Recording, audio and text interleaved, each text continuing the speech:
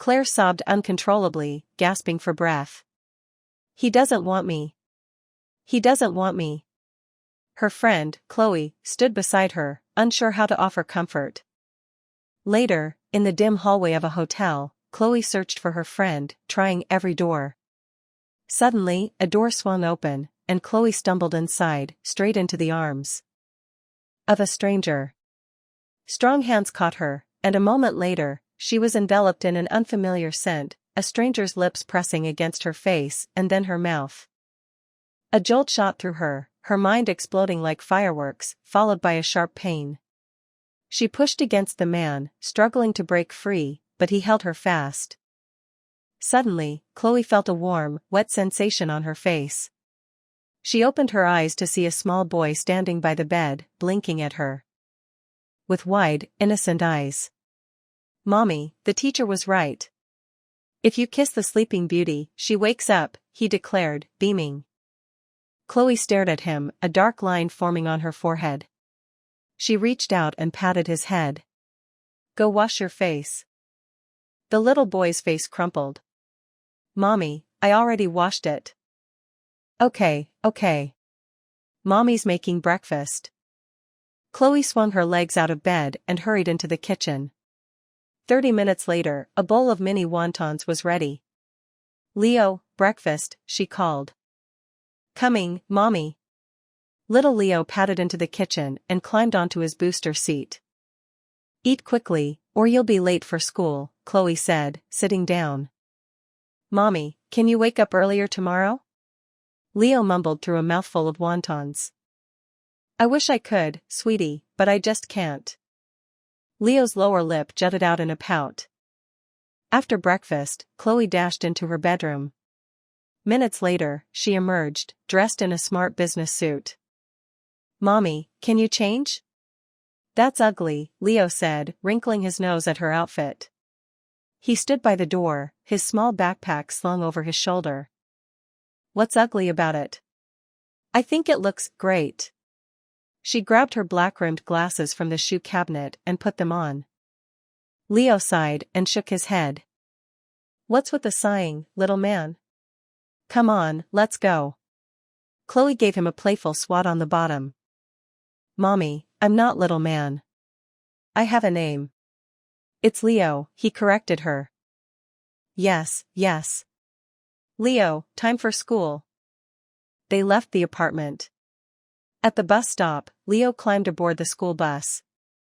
"Bye, Mommy." "Be good, sweetie." Chloe waved. After the bus drove off, Chloe checked her watch and headed for the subway. "Chloe, have you reviewed all the transactions from the past 6 months? Are we sure everything is in order?" "The new CEO arrives this afternoon," Henry, the head of the sales department, asked, his expression serious. Chloe nodded. "Everything's been double-checked. No problems." "Good." Just as Henry was about to assign the next task, someone burst into the conference room. "Mr. Evans, the CEO is arriving any minute," Summer announced breathlessly. Henry's expression changed. He jumped up. "Come with me. We need to greet him." The entire sales team trailed after him to the elevators. Inside the elevator, Chloe stood at the front, facing Henry. He frowned at her. "Chloe, take off those glasses." "Why?" she asked, puzzled. She often met with clients, some respectful, others less so. Her looks often attracted unwanted attention, so she had adopted a frumpy appearance as a defense. Her stellar performance had shielded her from criticism, but this was different. If her appearance reflected poorly on the sales department, Henry's position could be at risk. He'd heard the new CEO, John Yates, was meticulous about company image, from corporate culture to employee attire. "If you don't want to be fired, take off those glasses. And those shoes, wear heels tomorrow. And makeup. Remember?" "Mr. Evans, surely the new CEO isn't that shallow?" Chloe removed her glasses, revealing her bright, expressive eyes. "Shallow or not, he cares about appearances." Summer nudged Chloe. Chloe, why do you wear those old lady glasses? They make you look so much older. You wouldn't understand, kiddo. Chloe patted her shoulder. Henry cleared his throat. Everyone, be on your best behavior. We need to make a good impression on the CEO. It's crucial for the future of our department. His gaze swept over his team. Yes, sir, they replied in unison. The elevator doors opened with a ding. Henry led the way out. Downstairs, employees from sales, public relations, and other departments were already assembled. Henry led his team to their designated spot. Suddenly, someone rushed in. He's here. The CEO. Everyone straightened their clothes and stood at attention. John Yates entered, flanked by a group of executives. As he passed Chloe, a wave of inexplicable nervousness washed over her. Her glasses slipped from her hand and clattered to the floor. Silence descended upon the lobby. All eyes turned to Chloe, frozen in place. Chloe, what are you doing? Henry hissed under his breath. It can't be, her heart lurched. She pressed her hand to her forehead. Chloe. Henry strode over to her. Huh? She blinked, turning to see Henry's face, flushed with anger. She glanced around. Everyone was staring at her. John Yates paused, his gaze lingering on her for a moment, before he bent down. Chloe's eyes widened. She quickly crouched down. Their hands brushed. She recoiled as if burned. She looked up, and the world stopped. John stared back at her, her face a mixture of confusion and fear, like a startled rabbit. He felt a jolt of recognition, a fleeting memory. Yours? He asked, his voice low. Why yes, Chloe stammered.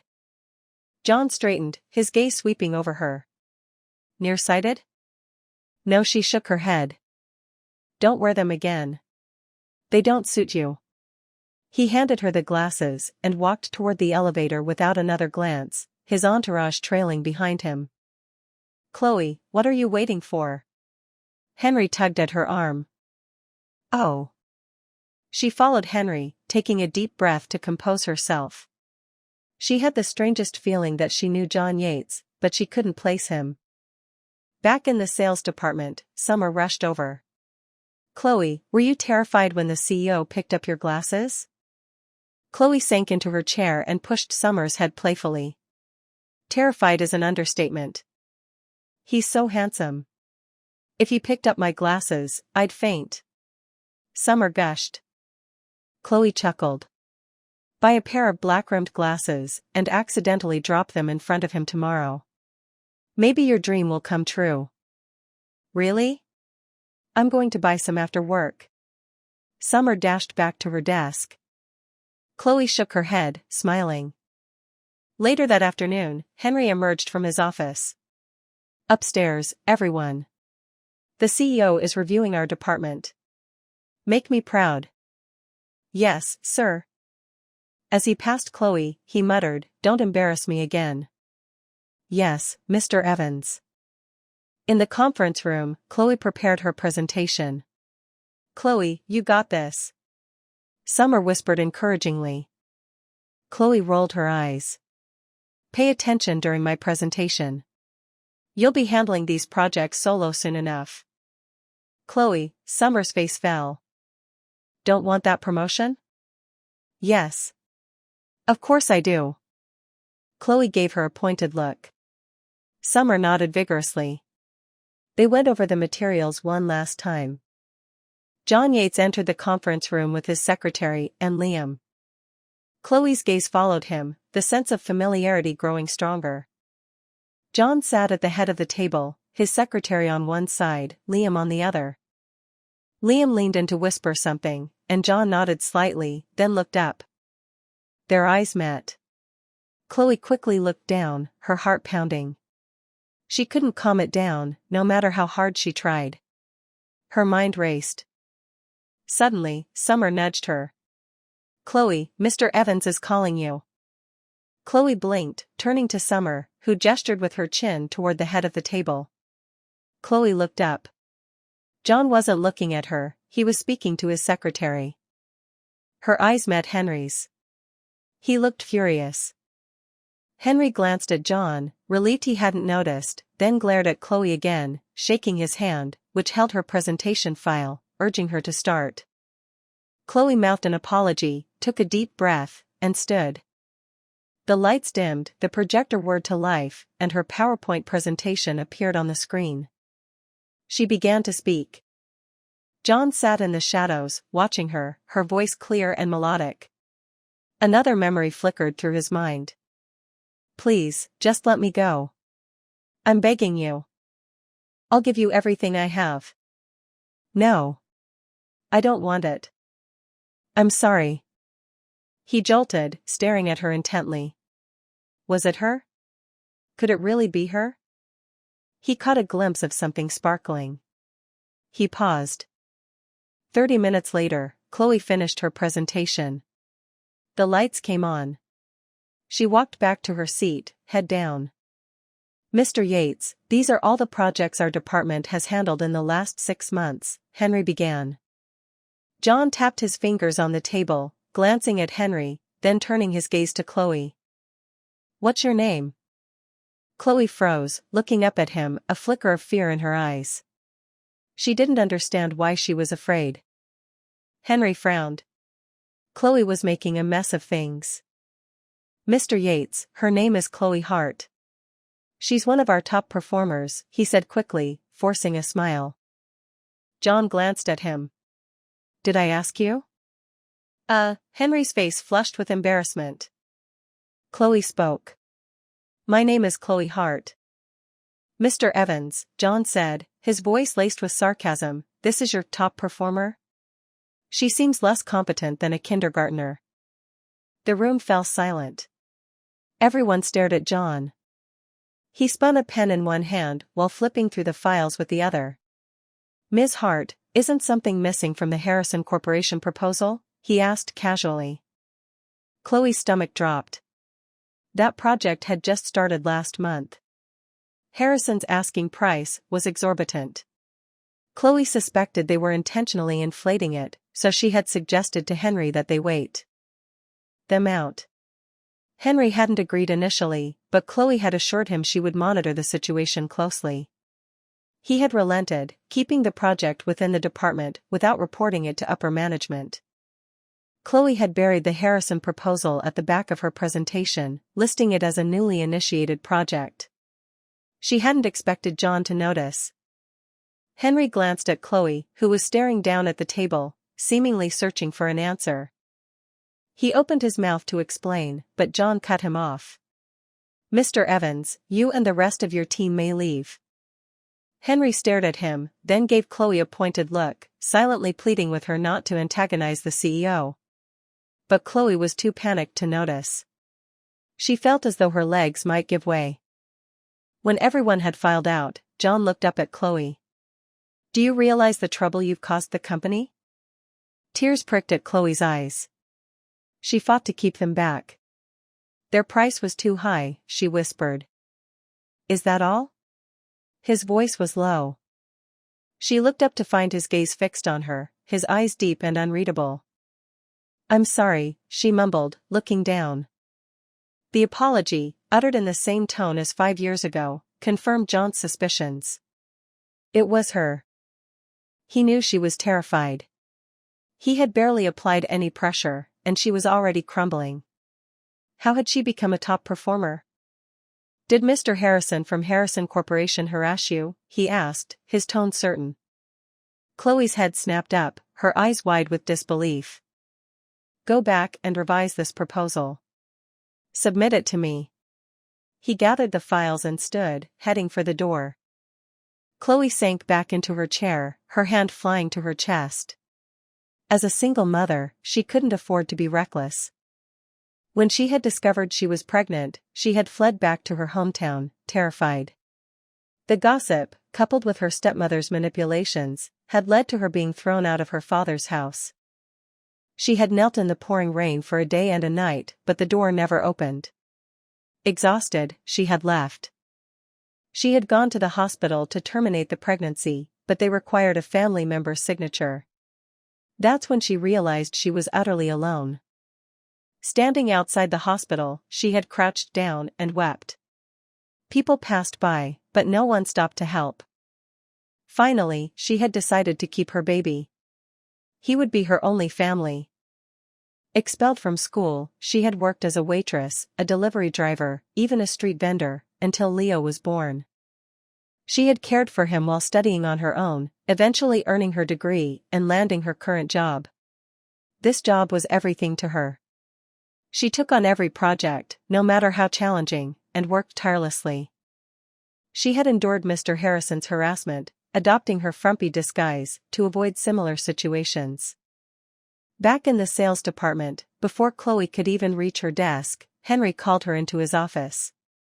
"Did you offend Mr. Yates?" She shook her head. "What about the Harrison project?"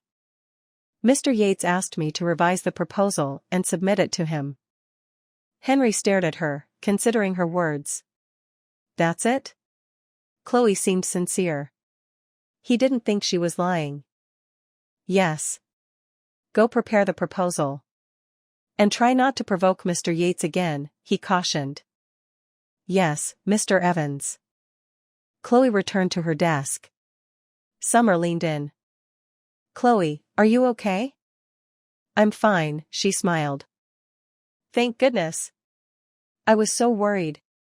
Summer whispered. Chloe paused. Worried about her? It had been a long time since anyone had expressed concern for her. She lowered her head and worked until closing time, not moving from her desk. Her colleagues left, one by one. Finally, she was alone. Staring at the unfinished proposal, she sighed and tried to motivate herself.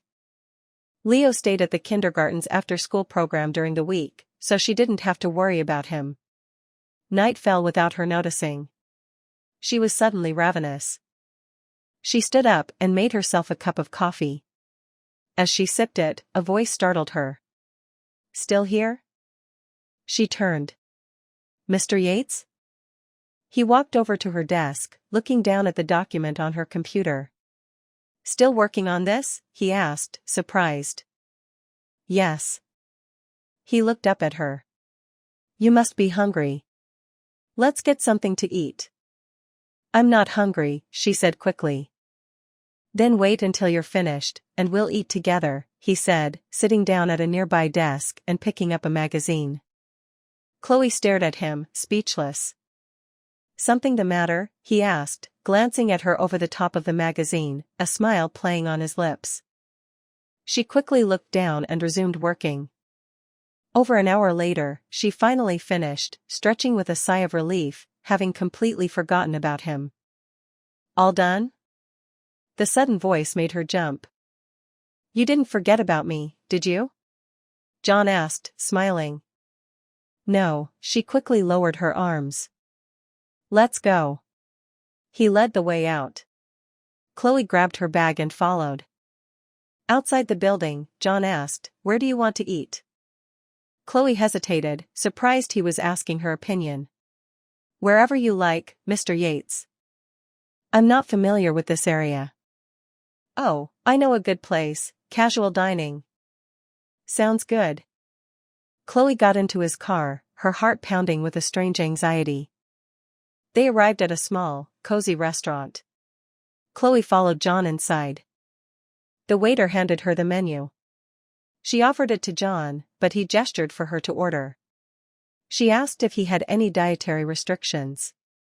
He shook his head, and she ordered a few dishes. They ate in silence. After a while, John asked, "Are you afraid of me?" Chloe hesitated, then forced a smile. "You're my boss." John chuckled. "I'm not a monster." Chloe bit her lip. "Eat," he said gently, sensing her discomfort. A few days later, Chloe received a call from John's secretary. "Chloe, please bring the Harrison proposal to their office." "Harrison?" "Yes. Mr. Yates will be there in half an hour." "Okay." Chloe grabbed the file and hurried out. At Harrison Corporation, the secretary led Chloe to a meeting room. "Ms. Hart, please have a seat. Mr. Harrison is in a meeting." "Thank you." A few minutes later, footsteps approached. Chloe stood up, turning towards the door. Mr. Harrison entered, his face beaming. "Ms. Hart, so sorry to keep you waiting. I've been terribly busy." "Mr. Harrison, hello." Chloe offered a polite smile. His eyes raked over her. No need for formalities between old friends. "Come, Chloe, sit down." He put his arm around her shoulder and steered her towards the sofa. Chloe quickly stood up, taking a step back. "Mr. Harrison, our CEO will be here shortly." "John Yates?" Mr. Harrison paused. "Yes." "He's handling this project personally?" "Yes." Mr. Harrison's lecherous grin vanished, replaced by a more professional smile. "Ms. Hart, please, sit down." Chloe breathed a sigh of relief and sat, waiting for John. 15 minutes later, John arrived with Liam. Mr. Harrison greeted them warmly. An hour later, they finalized the contract. Mr. Harrison's secretary took it to be printed while the two CEOs made small talk. "Mr. Harrison, Ms. Hart is still young. Please excuse any shortcomings," John said casually. "Not at all. Ms. Hart is very capable."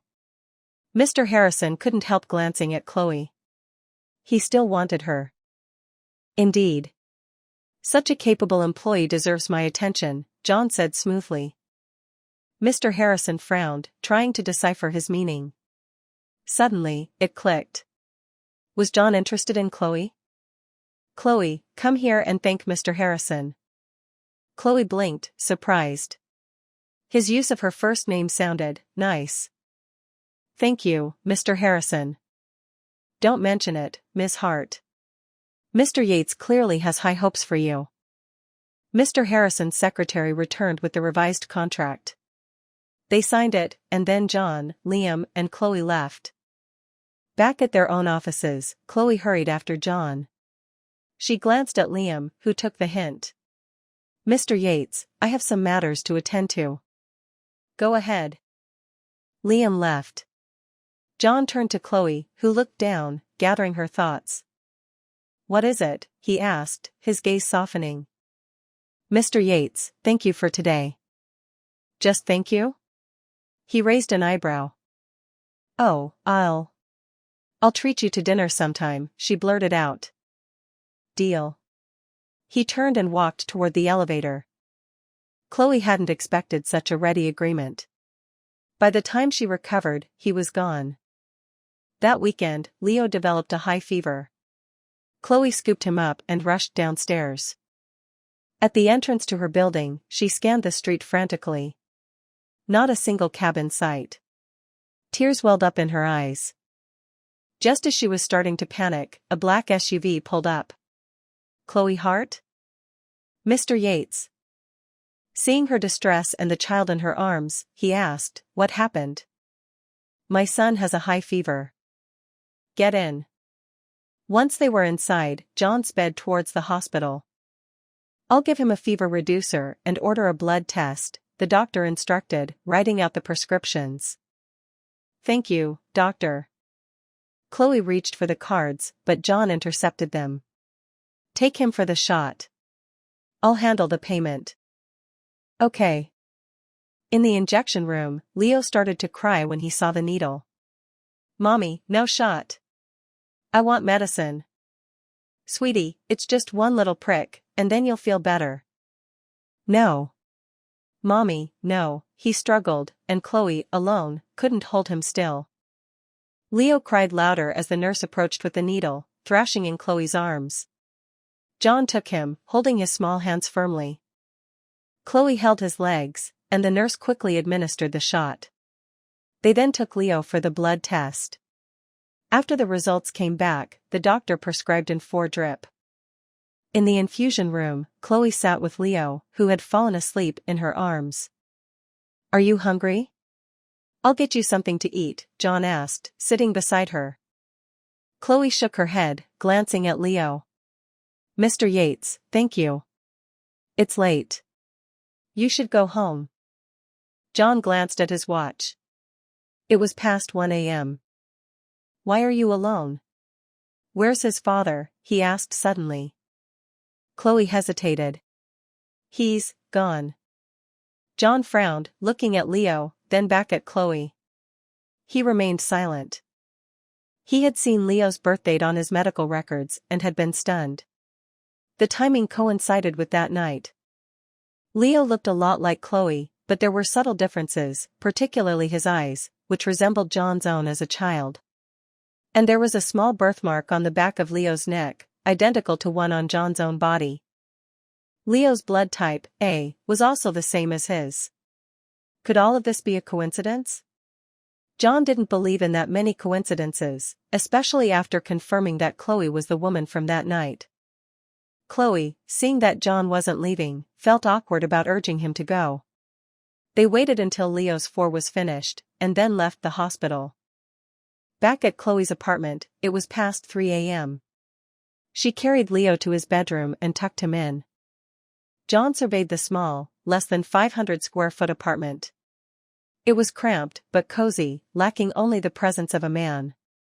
Chloe went into the kitchen, poured a glass of warm water, and offered it to John. "Mr. Yates, thank you." He took the water, took a sip, and set it down. "Get some rest." "I'll go now." He walked to the door and left. Leo slept soundly, his fever gone. Chloe sat beside him, watching him. Her impulsive act 5 years ago had cost her dearly, but she didn't regret it. Leo was her greatest gift. The next morning, Chloe called Henry and took the day off. 2 days later, Leo was fully recovered. Chloe dropped him off at kindergarten and went to work. In his office, John stared at the paternity test results, a smile spreading across his face. He had a son. He had thought he was alone in the world after his parents died, but he had family. Life settled into a new routine. Chloe noticed that she seemed to run into John everywhere, in the elevator, at the company entrance, even at the subway station. Strangely, he always found a reason to drive her home, and she couldn't refuse. One evening, Chloe went downstairs to take out the trash. She noticed a familiar car and paused, walking towards it. She tapped lightly on the window. After a moment, the tinted window lowered, revealing John's pale face, beaded with sweat. "Mr. Yates, are you all right?" "Ms. Hart," he whispered weakly. Chloe pulled open the car door and helped him out. "Mr. Yates, what's wrong? Should I take you to the hospital?" "No. It's just my old ulcer. I have medicine in the car." "Okay." Chloe rummaged through the glove compartment, finding a bottle of antacids. She looked around but couldn't find any water. She stepped out of the car. "Mr. Yates, there's no water. Why don't you come inside?" She spoke without thinking. John looked at her, then doubled over in pain. Chloe quickly helped him inside her apartment. She guided him to the sofa. He collapsed onto it, groaning. "Just a minute. I'll get you some water." She gave him the pills and helped him drink the water, then covered him with a blanket. John leaned back, his eyes closed. Chloe glanced at the time. "It was 8 p.m. Mr. Yates, have you eaten dinner?" she asked casually. He opened his eyes after a moment. "No. You shouldn't eat anything heavy with your ulcer. I'll make you some porridge." She headed for the kitchen. John watched her go, a warmth spreading through him. Chloe returned with the porridge. John seemed to have fallen asleep, his color improved. She stood over him. "Mr. Yates, wake up. You need to eat." As the words left her lips, his eyes opened, locking with hers. Their depth startled her, and she quickly looked away, her face flushing. John didn't move or speak. Suddenly, Chloe felt dizzy. The next moment, she was pressed against the sofa, John on top of her. Her eyes widened in alarm. She struggled. Mr. Yates, what are you doing? He held her still, his eyes narrowing, then lowered his head and kissed her. Chloe's mind went blank. She forgot to struggle. He finally released her, a slight smile curving his lips. Let's date. Tears welled up in Chloe's eyes. She blinked them back, her voice pleading. Mr. Yates, please. I'm a single mother. I have a son to raise. I can't play these games. Games? John looked surprised. Chloe pushed against him again, but he didn't budge. I can't afford to lose my job. John took her chin in his hand, forcing her to look at him. He lowered his head, his voice soft. Chloe, I'm falling for you. Marry me. Chloe stared at him, shocked, then laughed humorlessly. Mr. Yates, stop playing with me. I can't afford it. Just let me go. I'm serious, he said, his voice firm. I'll give you a week to think about it. He released her, standing up and straightening his clothes. Before he left, he looked at her intently. Leo is my son. Chloe froze. She interpreted his words as him offering to treat Leo as his own. For the next week, Chloe was constantly distracted at work, earning several reprimands from Henry, which reached John's ears. The week flew by. She avoided John, but he cornered her in the elevator. Chloe, I need your answer. Mr. Yates, please, there are cameras, she stammered. He leaned in close, his voice a low murmur against her ear. Tell me. Panic flared in Chloe's eyes. She met his gaze, a shiver running through her. What if I don't? Chloe Hart? His eyes sharpened. I accept. Good girl. We'll get the marriage license tomorrow. What? Ignoring her stunned expression, John took her hand and led her out of the elevator. After they were legally married, John brought Chloe and Leo to his home. Leo no longer had to stay at the kindergarten's after-school program. John formally introduced himself as Leo's father. Leo stared at him, wide-eyed and confused. Are you the daddy who's going to live with mommy? He asked suddenly. Both adults froze. Lily said I only have a daddy if he lives with mommy, Leo explained innocently. Of course. Your mommy is my wife, which makes you my son. John scooped Leo up and kissed his cheek. Leo giggled and kissed John back. Chloe felt a pang of jealousy. She had never seen her son so happy. He needed a father. John was devoted to Leo, taking him to and from school every day and to the amusement park on weekends. He was a wonderful stepfather. Chloe's heart began to melt. 2 years later, Chloe was pregnant again, much to John's delight. One day, Leo was injured at school and needed a blood transfusion. John rushed into the room. Use mine. I'm his father. Chloe stopped him. Your blood type isn't compatible with Leo's. Who says? I'm his father. Of course it is. John blurted out. Chloe stared at him, speechless. After Leo's surgery, he was wheeled back to his room. Chloe sat beside him, kissing his forehead. John entered, holding some paperwork. I've completed the admission procedures. She looked up at him. Is there something you want to tell me? He gazed at her for a long moment. Chloe, 5 years ago, at the karaoke bar, that was me. You're the jerk Lily was talking about? She asked, staring at him. Lily? Who's Lily? I don't know her, John denied. You dumped her. Admit it. Chloe's voice rose, indignant at his denial. Chloe, don't wake Leo, John frowned. Chloe glanced at her sleeping son and stroked his hair gently. Chloe, I honestly don't know anyone named Lily. That night, I was working. A wealthy woman drugged me. I ran and hid in an empty room. You burst in. And I lost control, John explained. His parents had died when he was young, and he had worked his way through college. So, I went after the wrong man? Chloe asked, realizing he didn't seem to be lying. What do you mean? My roommate, Lily Simmons. She was crying because her boyfriend had dumped her. I went to confront him for her. Chloe looked down. Chloe, why would you get involved in someone else's business? John's face darkened.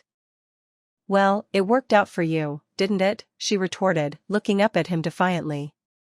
John was speechless. If it hadn't been for that night, they might never have met. He pulled her into his arms. Chloe, let's just focus on the future. Are you sure there are no more secrets? She asked, pouting slightly. None. You, Leo, and our little one on the way are all that matters to me. Chloe smiled. Their paths had been so complicated, yet they had found each other. Perhaps it was fate, weaving a thread of happiness for their future. She nestled against him, tracing his fingers with hers. It's good to have you, John. He looked at her tenderly. The feeling was mutual. A few months later, Chloe gave birth to a beautiful baby girl. The end.